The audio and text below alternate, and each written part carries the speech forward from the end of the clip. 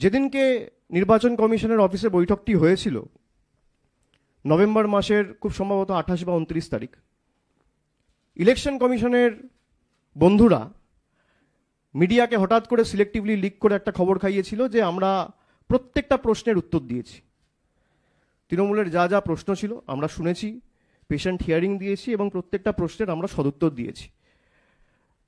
আমি এটা শোনার পর নিজে একটা আমার এক্স হ্যান্ডেলে টুইট করি এবং সেখানে ইলেকশন কমিশনকে আমি চ্যালেঞ্জ করি যে আপনি যদি উত্তর দিয়ে থাকেন তাহলে আপনি সেটা প্রকাশ্যে আনুন, কেউ তো বারণ করছে না।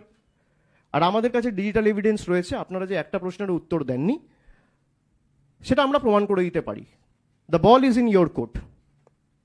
আজকে প্রায় 1 মাস হয়ে গেছে, জ্ঞানেশবাবু, ভ্যানিশবাবু কোনো সদুত্তর তাদের থেকে আমরা পাইনি